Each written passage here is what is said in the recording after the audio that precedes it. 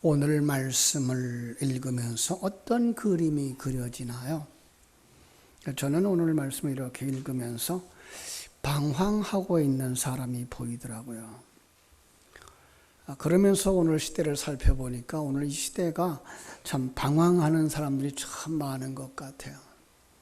어떤 중학생이 갑자기 공부하기가 싫다고 공부를 중단하고선 가출하여서 방황한다는 뉴스가 있는가 하면, 실직한 후에 방황하는 가장들의 이야기, 노숙자들의 이야기들, 방황하는 모습들이거든요. 그런가 하면은 남편과 헤어지고 자리를 잡지 못하고 방황하는 여인들의 이야기도 있고요. 어떤 가수는 무슨 넘지 못할 난관이 있었는지 갈등 속에서 자살을 했다는 그런 소식도 들립니다. 그렇게 보면 오늘날 참 어린 사람들에서부터 어른들까지 그 수많은 사람들이 그 방황하고 있구나 하는 걸 알 수가 있어요.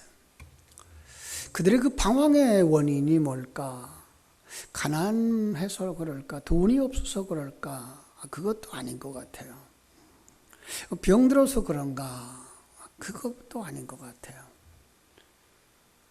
삶에 실패해서 그런가? 괴테가 쓴 책 파우스트라고 하는 책에서 말한 것처럼, 아니 인간은 그냥 그 자체가 방황하는 존재이기 때문이다 라고 이야기를 하죠. 1987년도에 일본에서 출간되어져서 600만 부라고 하는 아주 많은 책을 팔린 이 상실의 시대, 하루키라고 하는 분이 쓴 책이죠. 거기서는요, 이 사람들의 마음을 뭘 보여주는가 하면 현대인이 방황하는 존재다. 그래서 일어나는 게 빈번한 자살, 의미 없는 만남과 이별, 목적 없는 불완전한 삶. 그래서 이 시대를 상실의 시대라고 규정하고 있는 거죠. 현대인들이 좌절하고 표류하고 방황하는 존재적인 상황을 이야기하여, 이걸 뉴욕타임즈지는요, 이 책을 현대인의 정신세계를 가장 잘 나타낸 작품이라고 추천을 했어요. 현대인은 방황하고 산다는 거죠. 오늘 본문을 읽으면서 방황하는 사람을 만나게 되는데요. 바로 아브라함의 아내 하갈이죠. 아브라함에게 두 딸이 있었어요. 두 아내가 있었어요. 하나는 조강지초라고 하는 사라, 하나는 젊은 아내 하갈. 이 사라에게는 이제 이삭이라고 하는 아들이 태어났고요. 하갈에게는 이삭보다 나이 많은 이스마엘이 있었죠. 근데 이 두 부인이 관계가 안 좋아요. 사라는 하갈을 남편에게 작은 마누라로 주었지만은 여전히 그 여인을 통해서 대접받고 싶은 게 있었던 것 같아요. 그런가 하면 하갈은 이제 자기도 아브라함의 어엿한 아내가 되어졌으니까 이제 대접을 해주길 원했던 것 같아요. 여전히 종처럼 취급받고 싶지를 않았겠죠. 그래서 두 사람은 항상 불편했던 거죠. 어느 날 이제 오늘 말씀대로 그 젖대는 날 잔치를 하는데, 그 잔치하는 장면에서 이스마엘이 이삭을 이제 희롱하는 그런 장면을 보게 되고 그걸 이야기를 듣게 되는 거죠. 그러자 이 사라가 그냥 흥분해서 남편을 쫓아가서 이야기하는 거예요. 저 하갈을, 이스마엘을 당장에 내쫓았으면 좋겠다고. 아브라함의 갈등이 생겼겠죠. 내쫓아니 그들이 불쌍하고, 내버려 두자니 이 가정의 평안함이 없으니 고민하는데, 그때 하나님의 음성이 들립니다. 아브라함아, 하갈과 이스마엘을 내쫓거라. 아브라함은 하나님의 말씀을 듣고 결단을 합니다.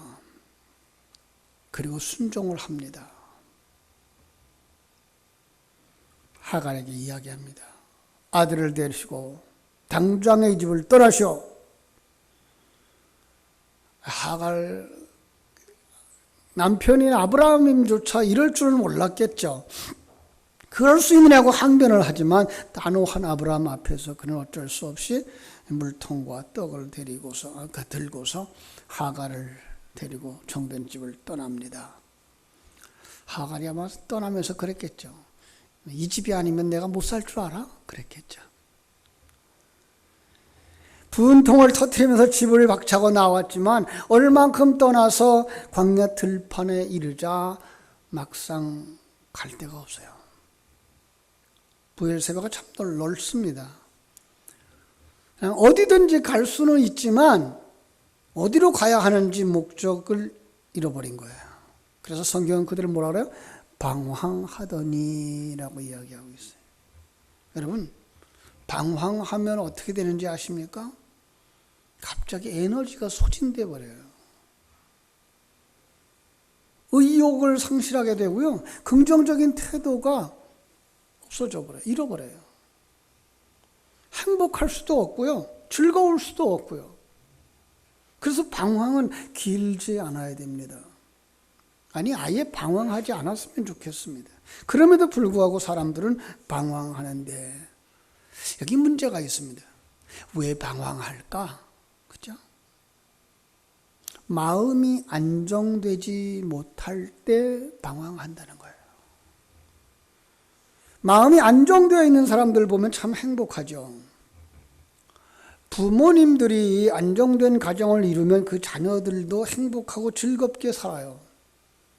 그런데 부부가 싸우면 그 밑에 자녀들이 안정을 찾지 못하죠.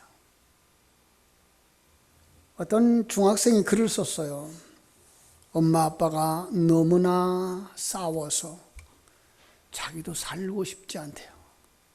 우리 생각하기에는 그러죠. 저게 뭘 알아서 그러죠. 근데 안 그런 거예요. 공부도 하기 싫대요. 심지어 교회 가기는 더 싫대요. 이래서는 안 된다고 생각을 하면서도 그게 안 된대요. 그래서 나 좀 잡아주세요. 나 좀 붙들어주세요. 그러고 글을 썼어요. 참 안 됐다 싶어요. 부모 잘못 만나서 하지 않아도 될 방황을 하고 있구나. 그런가 하면 갑자기 환경에 변화가 생겨서 안정을 찾지 못하고 방황하는 사람들이 있어요. 부모가 이혼을 해버린 거예요. 거기서 오는 변화된 환경. 그런가 하면 어른들 갑자기 사업이 어려워졌어요. 갑자기 병이 들었어요. 젊은이들은요, 친구를 잃어버렸어요. 아니, 사랑하는 사람과 헤어졌어요. 그럴 때 사람들이 그 특별한 환경 속에 견디지 못하고 방황을 하는 거예요. 하갈과 이스마엘은 마음이 극도로 불안해졌어요. 사라가 미웠고 아브라함도 미웠고 남편에 대한 배신감, 분노, 미움, 억울함이 막 밀려옵니다. 게다가 당장 마실 물, 음식이 다 떨어져 갑니다. 이제 둘 다 죽을 것 같아요. 얼마나 불안했겠어요. 갈 곳이 없는 그들이 얼마나 외롭고 쓸쓸했겠어요. 그런데 여러분 보세요. 하갈과 이스마엘이 이렇게 방황할 때 누가 보고 계시죠? 하나님이에요. 그죠? 하나님이 그들에게 은총을 베푸셔요. 19절에 보니까 하나님이 하갈의 눈을 밝히심에 샘물을 보고 가서 가죽 부대에 물을 채워다가 아이에게 마시게 했더라. 샘물이 어딘지 가르쳐 주신 거예요. 가장 위급할 때, 가장 외로울 때, 가장 혼란스럽고 감정이 격해 있을 때 하나님이 찾아오신 거예요. 필요를 채워주시고 마음을 달래주시는 거예요. 여러분, 하나님이 오늘도 우리와 함께 하시는 줄로 믿습니다. 인간을 필요를 채워주시는 분이 하나님이셔요. 우리의 화를 가라앉히고 우리의 서운함을 달래주시는 분이 하나님이십니다. 우리가 허전할 때 그 허전함을 채워주시고, 우리가 아플 때 그 아픔을 채워주시고, 우리가 불안한 마음에 안정시켜주시는 그분이 하나님이십니다. 이 하나님과 함께하는 여러분 되시기를 주님의 이름으로 축원합니다. 그런데 이런 변화가 언제 일어나죠? 16절을 보면은요, 하갈과 이스마엘이 방송대곡하였다. 그래서 큰 소리로 슬피 울었다는 거죠. 마음의 원통함을 다 토해냈다는 거예요. 다른 말로 말하면 기도했다는 거죠. 그렇죠? 그러니까 17절에 하나님이 그 아이의 소리를 들으셨다.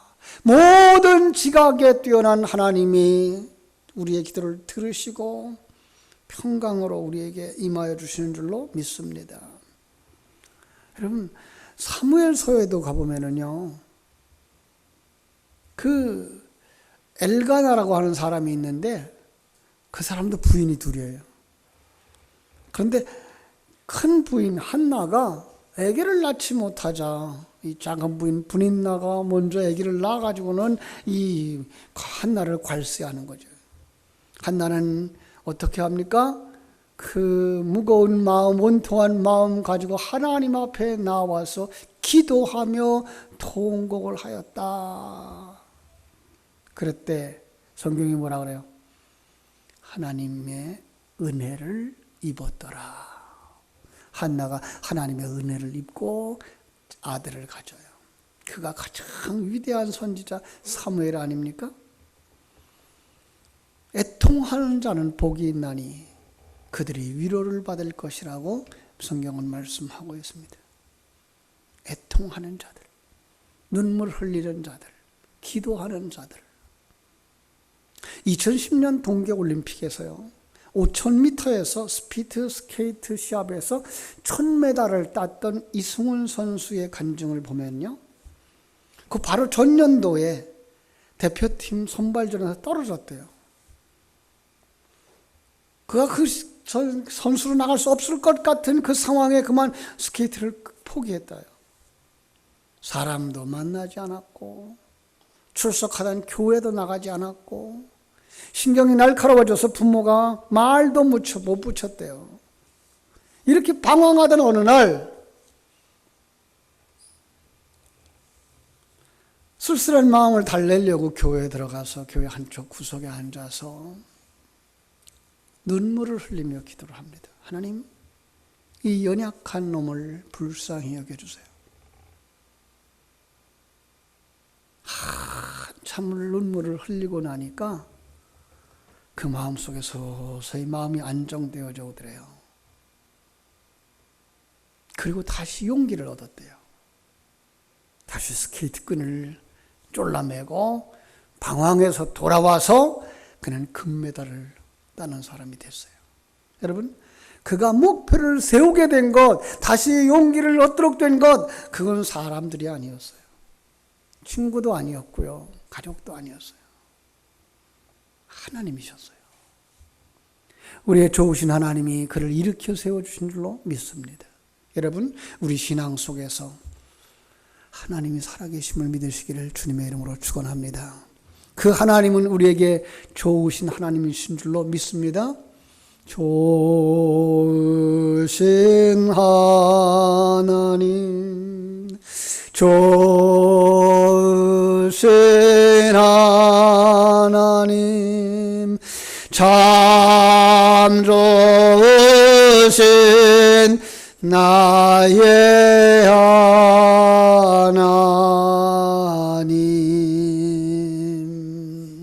누구에게 있어서만 좋으신 하나님이 아니라 예배하는 우리 모두에게 있어서 좋으신 하나님 되시는 줄로 믿습니다. 오늘 예배하는 자리에 나왔지만 아직도 마음의 평안을 잃고 사는 분은 없습니까? 아직도 마음이 방황하고 있는 분은 없습니까? 하나님 앞에 다 내려놓고 해결받고 돌아가시는 시간 되시기를 주님의 이름으로 축원합니다.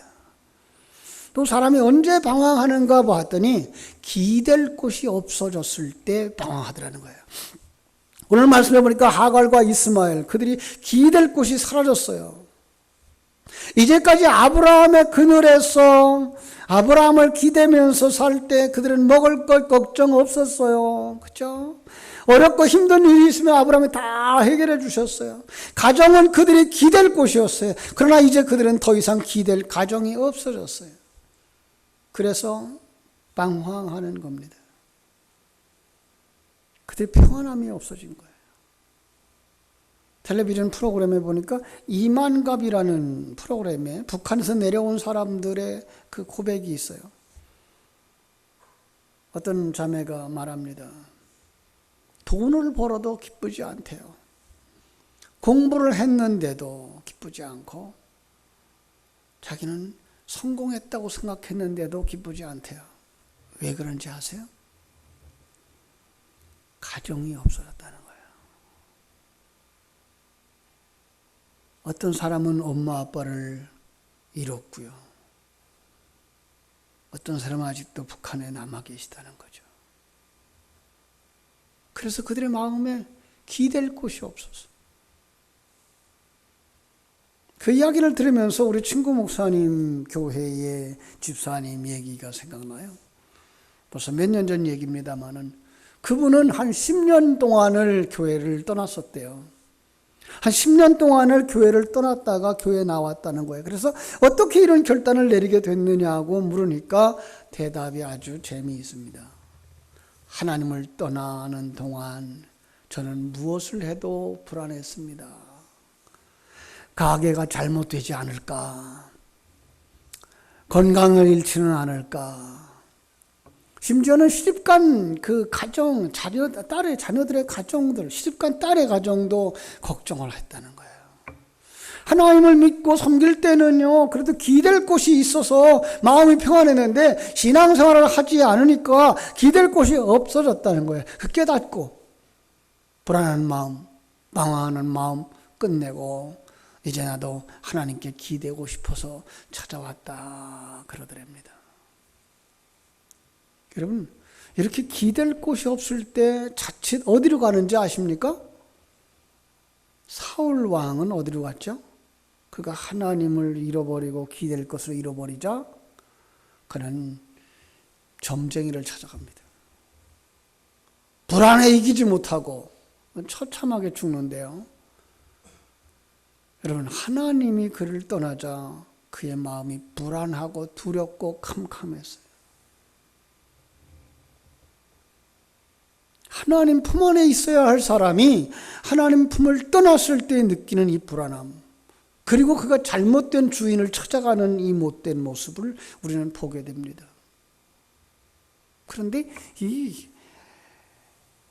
무당이었던 그 개종한 성도들의 그 간증 속에서 이 무당을 찾아오는 크리스찬들의 숫자가 적지 않다네요.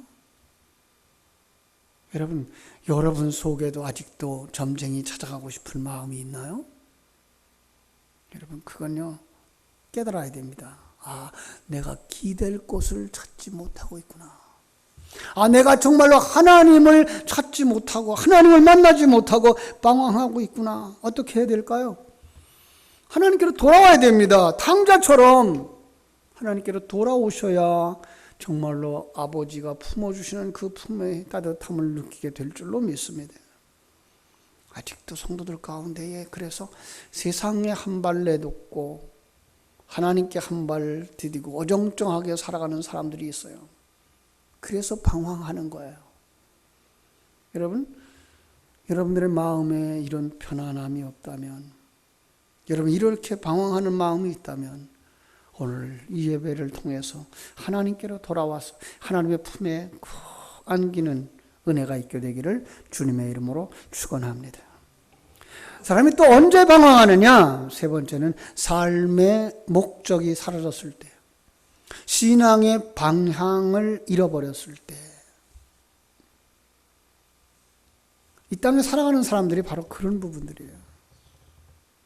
어떤 한 가장이 참 자기 힘을 돌아보지 않고서는 아주 성실하게 일했답니다. 그가 50대에 이르러서는 췌장암에 걸린 거예요. 자신의 삶이 얼마 남지 않았다는 것을 알게 되자 지난날 자신이 꿈꿔왔던 것이 한낱 꿈에 불과했다는 것을 알았다는 거죠. 그 순간 이 남편은, 이 가장은 가족들에게는 말하지 않았지만 정신적으로 방황을 합니다. 그러다가 가출을 하는 사람들이 있어요. 그러다가 노숙자로 전락하고 그래서 아무도 없는 상황에서 생명을 마치는 사람들도 있어요. 여러분, 우리 아버지들이 가정을 위해서 얼마나 많은 수고를 하고 있는지 아내도 자식도 알아주는 것이 필요합니다. 가장의 때로는 꿈이 좌절되고 절망하고 방황할 수 있다는 것도 여러분 기억해야 됩니다. 강한 남편처럼 보이지만, 흔들리지 않는 아버지처럼 보일지 모르지만 속으로는 울고 있고요. 속으로는 힘들어하고 있고요. 때로는 방황하고 있는 겁니다. 오늘 본문에서도 하갈과 이스마엘이 방황하게 된 이유가 있어요. 가야 할 방향, 이루어야 할 목표를 잃어버렸기 때문에 그런 거예요. 그들은 무엇을 위해서 살아야 될지, 어느 방향으로 가야 할지를 모르는 상황이었어요. 그래 답답해진 것입니다. 그때 하나님이 다가오셨습니다. 일어나라. 아이를 이렇게 세워라. 내 손으로 붙들어라. 그로 큰 민족을 이루게 하리라. 그에게 꿈을 주시고 비전을 주시고 인생의 목적을 갖게 하셨어요. 이 꿈을 주시는 분, 그리고 목표를 주시는 분, 그리고 새로운 열정을 불어넣어 주시는 분이 하나님이신 줄로 믿습니다. 방황하던 사람이 무엇을 위하여 살아갈지를 알게 되는 것, 열정을 가지고 살아갈 수 있는 것, 그것은 하나님께로부터 오는 것인 줄 알아야 하는 것입니다. 많은 사람들이, 많은 교회 안에 있는 성도들이 신앙 안에 있다고 생각하면서도 방황하고 외로워하는 것이 바로 이것입니다. 여러분, 이 새벽에, 이 아침에 교회에 올까 말까 하다가 오신 분 계시나요? 왜 방황한다고요? 삶의 목적을 잃어버려서. 왜 방황한다고요? 사명을 놓쳐버려서. 왜 이런 상황이 일어날까요? 신앙이 식어버려서. 처음 사랑을 잃어버려서. 여러분, 이렇게 살면 하나님 안에 있으면서도 외로울 거예요. 하나님과 가까이 있지 않으니까, 하나님을 힘껏 사랑하지 않으니까 외로운 거예요. 하나님 안에 있으면서도 하나님과 적당한 거리에 두고 신앙생활을 하고, 그리고 예배만 드리며 조용히 왔다가 가는, 그게 계속되어지면 외로워질 겁니다. 그럼 그러지 마세요. 처음 사랑을 회복하게 되기를 주님의 이름으로 축원합니다. 하나님 주신 그 사명에 붙들림 되기를 바랍니다. 처음 사랑을 회복하게 되어져서, 처음 사명을 회복하게 되어져서 다시 열정을 회복하고 삶의 목표를 분명히 하고 하나님 앞에 가까이 나가는 여러분들 되시기를 주님의 이름으로 축원합니다. 온 마음을 다해서 하나님을 사랑해 보세요. 방황이 찾아올 틈이 없어요. 여러분, 부지런히 일하는 사람에게는요, 한가할 수가 없어요. 교회를 사랑하고 성도를 사랑하고 하나님이 우리에게 맡긴 일을 미친 듯이 쓰임받게 되면, 그러면 그 가슴에 희열이 차오르게 되어 있어요. 기쁨이 차오르게 되어 있어요. 사랑이 밀려오게 되어져 있어요. 행복이. 우리 한번 하나님 앞에 고백해 보시겠습니다. 하나님, 한번 따라합시다. 하나님, 사랑합니다. 이제 합쳐놓고, 하나님 사랑합니다. 예, 하나님 사랑합니다. 예. 이 하갈이 어떤 면에 택함 받지 못한 사람이라고 사람들은 소외하고 있어요. 만약에 그가 거기서 하나님께로 돌아왔다면 하나님은 그를 버리지 않았을 거예요. 그 방황하다가 그냥 세상에 나가버린 사람. 여러분 얼마나 안타까운지 몰라요. 신앙적인 지식은 가졌는데 하나님과 같이 깊어가지 못하고 하나님 잃어버리고 떠나버린 사람. 이러한 체험을 가지고도 망할 수 있다는 거예요. 끝까지 자기의 신앙을 유지하지 못하는 사람, 하나님의 은혜를 맛보고도 하나님의 은혜 속에 들어와 거하지 못하는 사람, 불쌍한 사람입니다. 여러분 그 방황에서 그치고 이제 하나님 품으로 돌아오셔야 됩니다. 다시 한번 하나님 앞에 신앙을 고백하고 열정을 회복하고 사명을 회복하고 눈물로 기도하며 사랑을 고백하며 뜨겁게 주님을 사랑하고 뜨겁게 교회를 사랑함으로 말미암아 여러분의 신앙이 불릴듯 회복되어지기를 주님의 이름으로 축원합니다. 기도하겠습니다.